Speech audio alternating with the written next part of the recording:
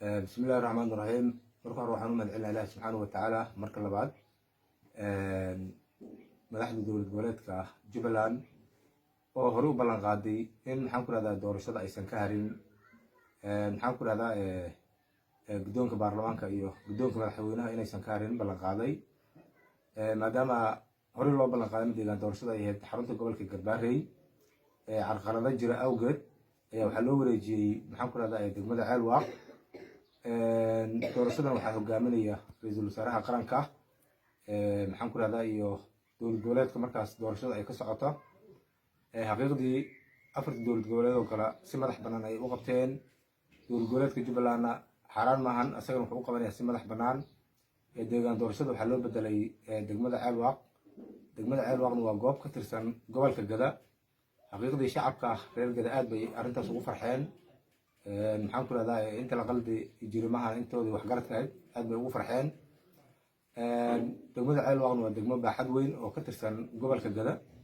xaqiiqdii waxa uu madaxweynaha ballan qaaday in 16kaas kursi si xor iyo xalaal ay u dhici doonaan, si wanaagsan ay u dhaceen. shalay ayaa la daah furay oo madaxweynaha uu tagay. maantana waxaa tagay madaxweyne ku-xigeenkii. ilaa shalay waxaa la soo doortay maxaan ku radaa 8 kursi. maantana waxaa la soo doortay 8 kale. waxayna jiraan maanta caasimadii Muqdisho dhammaantood waxayna qaadanayaan shahaadooyinkoodii si ay ugu qayb galaan doorashadii guddoonka baarlamaanka.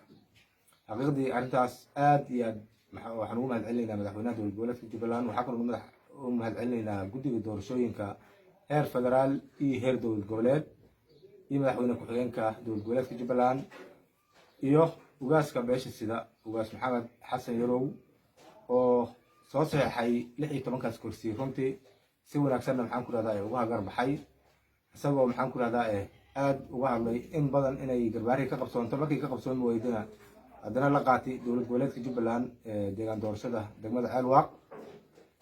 xaqiiqdii waxaa weeye arrintaas aad baan ugu faraxsanahay haddaan nahay siyaasiyiintii gobolka Gada. yaanoo in kala hadlaya maanta xarunta gobolka Gada iyo dhammaan waxgaradka joogay gobolka Gada. aad baan ugu faraxnay in deegaan doorashadaas ay kasoo baxaan 16ka kursi. waxaan aad ugu mahadcelinayaa dhammaan xildhibaanada kasoo baxay deegaan doorashadaas gobolka Gada kasoo baxay. waxaan leenahay xildhibaana soo dhawaada dhammaantiin. waxaydan hor yaalla waajibaad aad iyo aad u bilaaran. waxaa la rabaa waajibaadkiinii inaad u gudataan si sax ah. waxaad arkaysaan shalay madaxweynihii hore inuusan aad idin jecleen. markii laydin soo saarina uu warqad uu idinka daba qoray uu leeyahay xildhibaanadaas lama rabo inay ka qayb galaan doorashada.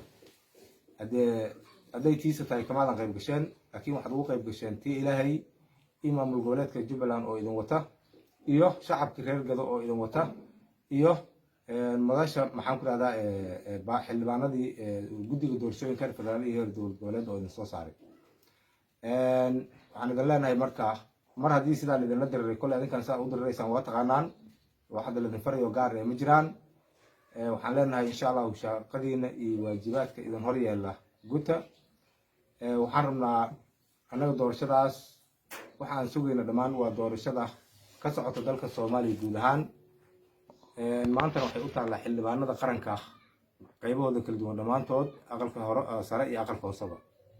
waxaana filaynaa insha allahu markay guddoonka baarlamaanka iyo guddoonada ku-xigeenada ay doortaan waajibaadka hor yeela oo dalkan badbaadiis ah insha allahu inay qaadan doonaan. waxaad arkaysaan shalay inuu madaxweynihii hore soo saaray warqad uu ku carqalataynaya deegaan doorashada gobolka Gada. uu leeyahay xildhibaanadaas labada qayboodba kama jiraan meesha. haddii laba qaybood oo isgarab socoto weli lama arag, dowlad goboleedyada laguma arag. waxaan kaloo socdo wax isaga uu soo aas-aasay uuna rabo inuu ku dhibaateeya maxaan ku radaa deegaan doorashada ay Jubbaland soo saaraysa. xildhibaanada Jubbaland soo saartay wax sharci ayagaa ka jira. dowlad goboleedyada kalena haddii ayagaa sharci ahaa oo socday, tanna ayagaa sharci ah. haddii deegaan doorasho kaloo halkan kasoo baxaysana ma filayn annaga inay jirta. waxaan kaloo wax iska ciyaar oo hadda meelaha maxaan ku radaa lagu wado waana iska dhammaadeen. oo shalay markii xildhibaanada qaranka ay soo baxeen oo dowlad goboleedka Jubbaland iyo shacabkiiba ay soo saarteen, waxaa weeye waa laga moraal jabi. halka hadda aan joogna raggii joogay oo maxaan ku radaa barnaamijkaas qaska ee wadi. waxaan leenahay insha allahu tacaala xildhibaana soo dhawaada. shacabka Soomaaliyeed maxaan ku radaa hala garab istaaga xildhibaanadaas shaqaynaya oo gobolka Gado u soo baxay. ayagana insha allahu allah ku guuleeya. waxaan sugaynaa insha allahu tacaala madaxweyne kheyr qaba oo dalka soomaaliyeed inuu hogaamiyey maxaan ku rahdaa aan rajaynayna koley maxaan ku rahdaa waana soo bixi doona haddii ilaah raali ka noqdo dhammaan waxaan salaamayaa xildhibaanada shalay la doortay iyo kuwa horey maxaan ku rahdaa sii joogayba oo maanta guddoonka inay doortaan laga rajaynayaa 27 bisha. Asalaamu calaykum waraxmatullaahi wabarakaatu.